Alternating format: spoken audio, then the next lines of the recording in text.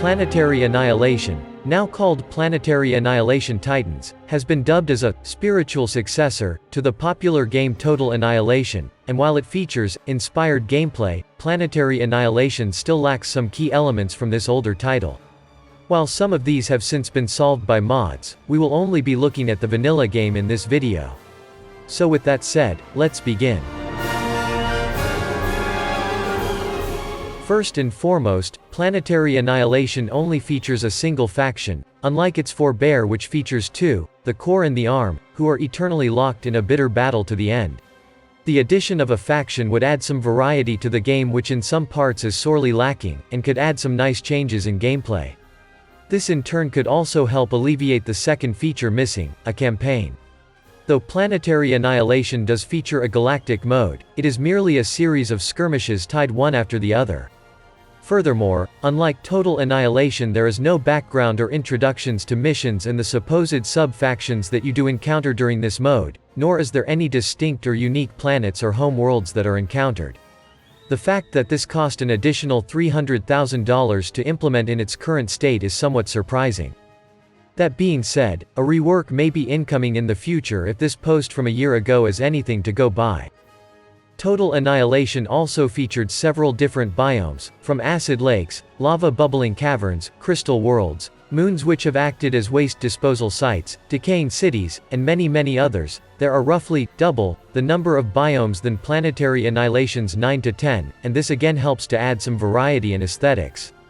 Furthermore, the resource system in Planetary Annihilation has been drastically simplified, and replaced with 5 resource buildings over 2 tiers, 3 for energy and 2 for metal.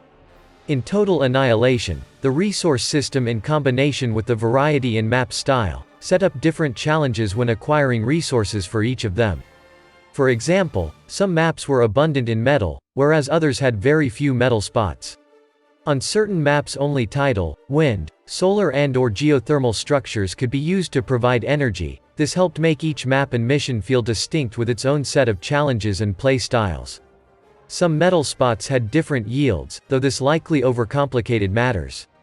On maps where no metal deposits were present, metal makers could be built to convert energy into metal at great expense. Another feature present in Total Annihilation, but not in Planetary Annihilation, is environmental damage. Vegetation that catches fire, random weather events, as well as acidic water on certain maps can cause damage to nearby units and structures. Trees and ground vegetation leave burnt remnants, as opposed to disappearing. Furthermore, any destroyed ships form wrecks, which can then be reclaimed for metal. Depending on the size of the ship, and depth of the water, these wrecks may hinder the movement of other ships. Now for some subjective opinions. The sound effects are arguably much better in Total Annihilation with units sounding far more distinct.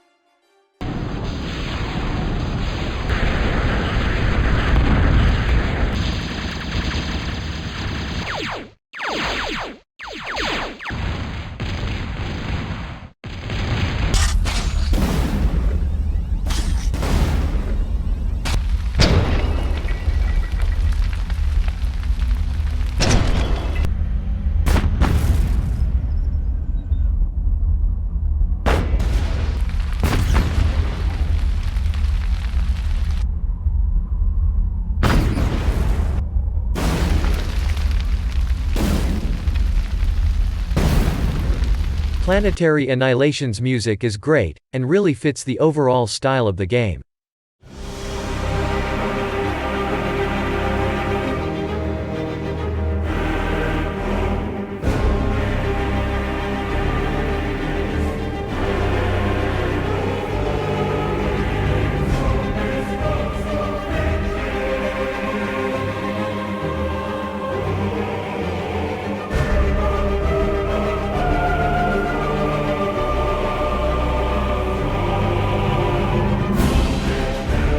However, the music in Total Annihilation feels far more fluid and dynamic in comparison, and adds to the gameplay experience as a whole.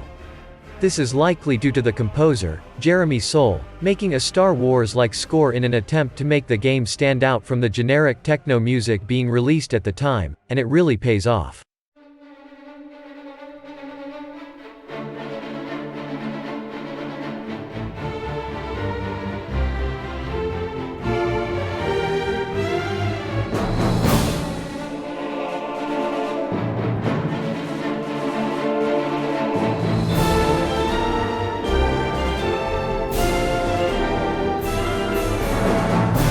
All this being said, Planetary Annihilation Titans is still a good game which is still being worked on, and with the addition of shields and an AI rework down the line, hopefully some of these lost features and differences will be picked up in the future. Don't agree with this video? Then feel free to drop a comment down below. Otherwise, thanks for watching and have a pleasant day.